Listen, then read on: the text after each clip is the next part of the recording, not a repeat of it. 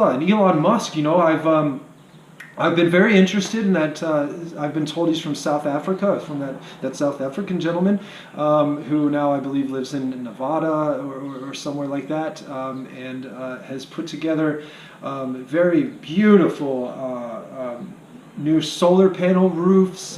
There are avenues to immediately stop doing things the way we've been doing them and start doing them a new way.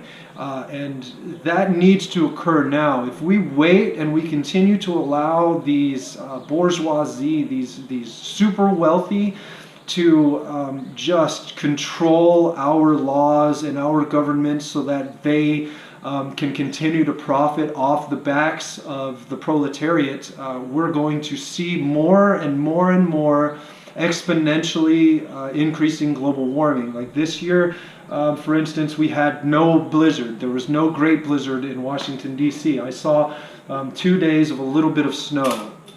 Last year, I had to dredge through a great blizzard in order to get here. On the day that I arrived on February 16th, the entire city, it was gorgeous. It was covered in snow and iced over, and then when I woke up in the morning, it was melted, and that was the great, or the last great snow that occurred here in Washington, D.C. And I'm not, I don't have my own crystal ball, but it's very possible that that's one of the last great blizzards that will occur in Washington, D.C. for a long period of time, unless we start doing things differently. Now, we can do things even for ourselves, not just for the planet, like make the production of cigarettes illegal. Everybody knows that cigarettes are the gateway drug. I tell you now, as an ex-smoker, I smoked for 9 years from the age 13 to 22, during which time I loved my cigarettes. I'll quit when I want to. Who are you to tell me not to smoke cigarettes? Well, I am now, like I said, 34 and 30 years old, and I haven't been smoking cigarettes for over a dozen years. It is amazing. Like I mentioned, I'm about to ride bicycle across country. I feel great. Aging pretty much stopped. Most people argue with me when I tell them that I'm 34 years old. They say that I look, mid-20s. Some people, depending on the day, whether or not I've shaved, say I might look 27. Some people say 24, things like that. Now, I have worked diligently to, in many ways, to preserve my youth. One of them was quitting smoking. I actually woke up one day without cigarettes, and I realized that the day before I had forgotten to smoke. I ran out of cigarettes Saturday night. I did my chores Sunday, cleaned my house, went out to dinner with friends. Monday I went to work, and I realized I didn't have any cigarettes on me when someone asked me if I wanted to go outside to smoke a cigarette. And from that point forward, I have not smoked cigarettes. It's that easy to just change yourself, to quit cold turkey, and to do something for the better. And a lot of people don't necessarily want to make that decision, but I think it's up to us that do to protect them from their bad decisions. Now, what does freedom mean to the rest of you? Because to me, freedom is more than just having the choice to smoke a cigarette. Freedom is being free from cigarettes, is being free from the people that want to put these terrible types of products out there that cause ailments, that get you caught up in the system so that they can continue to make more money on you. Imagine how much medical care we would not need if no one was a cigarette smoker. Imagine how many people wouldn't get diabetes if we didn't have artificial sweetener, because you all think inaccurately, by the way, after just even the beginning of my understanding of biochemistry, that it is sugar that is causing your diabetes. Now, that can be true. A very high sugar diet, if you eat a lot of sugar day after day after day, then you can end up with diabetes even if you don't drink diet soda. But starving yourself of sugar, now China knows this because they have a form of diabetes out there where they don't have enough sugar in their diet. It's the same thing here. Drinking only diet soda and only using artificial sweetener and having a low sugar intake can also cause diabetes. And if we just pluck from our society these products that are causing our most distraught ailments, then we're going to see a lot of change. So far We've covered no longer having combustion engines. Now, keep the ones that you have right now. You know, they'll eventually, the cars will die. And then, you know, maybe there will be some mechanics around for a little while that know how to work on them. But just like old computers, they're just going to tell you, oh, it's just time to go buy a new one. And those cars will get junked. And people will start buying hybrids more or less because there won't be any other option. We've also discussed getting rid of cigarettes because they're just one of the worst products ever delivered to the public, as well as diet drinks, diet sodas. Just for the taste of it, right? Diet Coke. Well, I'm about to show you something now. Forgive me. You know what I'm saying? You see that? You see those teeth back there? They were rotted out by diet soda. Just rotted out of my mouth. I had the most terrible pain in my 20s growing up because I drank through all my teens diet soda. It was the main thing that I drank. And I got migraines growing up, smoking cigarettes, drinking diet soda. And now that I've cut myself off of cigarettes and diet soda, I no longer get migraines, and my teeth rotting has stopped. There was pain afterwards for a little while the jagged parts were breaking off, but now the front of my teeth and the beginning of the end of my molars are just fine, and I'll have oral surgery to have those molars replaced. I've only had one tooth pulled, so I have all the rest of those teeth, and I'm gonna have have them built up and have crowns put on them, bridges or whatever it is that's necessary to have that rebuilt. So there is physical evidence in my life that these things are terrible for us, and they should never have been delivered to us. For instance, my father, I'm 5'11". My father and brother are like 6'1", 6'2". It's in my grandfather even. It's in my genes to be taller. Now, none of them, my grandfather, my father, and my brother, did not smoke cigarettes until after. My brother has never smoked a cigarette, as far as I know. I don't even think my grandfather did as well. My father did.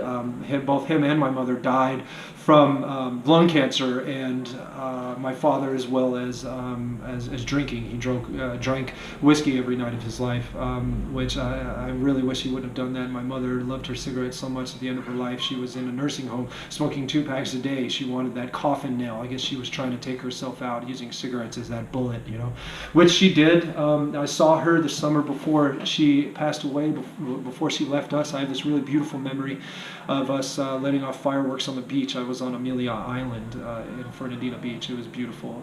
So anyway, we've covered a lot. I also am a little confused by this whole Black Lives Matter thing because a lot of people know all lives matter, but I think I know what they're getting at, and I understand that. I'm going to show you something real quick. This fist, if you see how it. This is another one of the oddities that I'm telling you about. You see how these 2 fingers don't close all the way. This particular fist you can see throughout history as the fight for human rights. Now, I've grown up naturally my entire life just as with a passion for human rights, a passion for people, for you all to not have to go through the things that I've experienced basically at your hand. And I want for our children a better world so that when they grow up, they continue living the fairy tale that we set up for them as children, you know, with Santa Claus and the Easter Bunny and everything like that. You know, being a child is so amazing, and then you become an adult, and you know, you can live the good life if you make a whole lot of money and everything like that. But you know, even, you know, thanks to sacrifices of some of our wealthiest and most beloved people like Robin Williams, we know that life just isn't that great, regardless of how rich and popular you are. So there are other things that we need to change just besides you know, products being delivered to people, but you know, our general attitude. Now, I think most people know who have known me that I'm very, very polite. I think some people miss that because I'm so passionate. Sometimes I can speak a little quickly and a little loudly, and they don't necessarily understand what it is that I'm saying because I'm talking too fast. You know, but I always have your best interests at heart. I want nothing but good things for this planet, nothing but good things for the species, for all life on Earth. And if we begin making those changes now, we can really do this together. So I've got a treat for you all. As I mentioned, I'm about to start bicycling across country, and okay, so let's just go ahead and do this.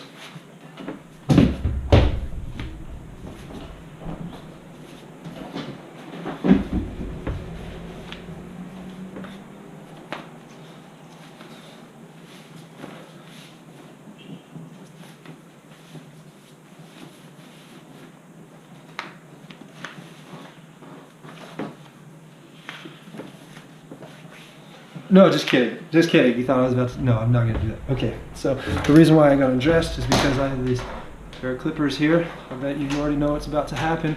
So many people, I get compliments on my hair all the time. Sorry, I'm not a little bit more cut right now. I actually ate a pizza last night to fatten myself up before the journey so that I have some carbohydrates to burn and some fat stores to burn while I'm bicycling. Especially for the beginning of the journey, it's going to be difficult because I've never done anything like this in my entire life. I'm taking myself out of my element and I'm doing something I've never done before. Now I know this is going to be a very difficult journey, and that's part of the reason why I'm doing it. I want to show you all that we don't need cars. If I can, I haven't had a car for a long time. I bought a car so that I can drive it to Washington, D.C., so that I could live here, I could make it here, and I sold it immediately. Also, while I was living in Knoxville, Tennessee, I bicycled around town for the majority of the time that I was there. I have owned cars, but for a lot of my life, even while I was of age to have a driver's license, I didn't, and for a lot of my adult life, I voluntarily did not drive. Especially around here in Washington, D.C., I take a lot of public transportation. I walk a lot. I've walked so much in this past year, and I'm going to continue doing that when I get to Los Angeles. I really want to never own another combustion engine again. It seems as though if I buy one, I would be a hypocrite, so I guess I kind of can't. Now I think I have to stick to that. So.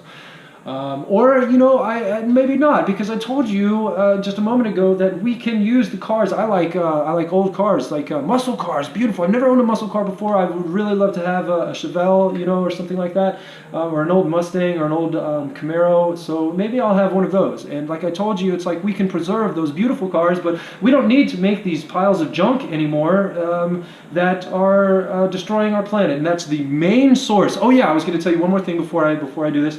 About guns. So the Black Lives Matter thing, I brought that up and I got off topic. We need to just pluck guns from the police. It's martial law having them walking around with guns. There's no reason for police to be carrying guns. Furthermore, I'm sorry, NRA, but you are misconstruing the Second Amendment. The Second Amendment does not say that you can carry guns around on your hip and on your shoulder at all times, intimidating the people around you and making them feel uncomfortable because you're around them with a gun. And at any moment, some tragic thing could pop off. The Second Amendment was made so that we could protect ourselves, from foreign invaders or from tyrannical leaders. It's there so that you can own a gun, but it doesn't necessarily mean that you can just carry them around in town. I love that Johnny Cash song that goes, "Don't bring your guns to town, son. Leave your guns at home, Bill." You know what I'm saying? Maybe I'm missing the beat or the rhythm right there, but anyway, it seems as though we can make that sacrifice as well and just make it so that you can't carry guns around in town, unless it's absolutely necessary, unless we're being invaded, or you want to go to the driving range. So I don't even think that you necessarily have to take your gun to the driving range. You can just select a shooting range, that has the guns that you want to shoot off, and a U.S. Marshal can bring guns to your house instead of just going to buy them, so that we don't have guns on the street, so that people aren't being shot anymore for no reason. Police officers won't have guns to shoot anyone, and no one will have guns to shoot back out in the street, and we'll make it highly illegal to carry them around. These are things that if we do, we're going to have a much better world for us. We're not going to have any more of the problems that we continually argue about anymore. So to show you that I mean business, like I said, I'm about to bicycle across country, and surely I can't do that with all this hair.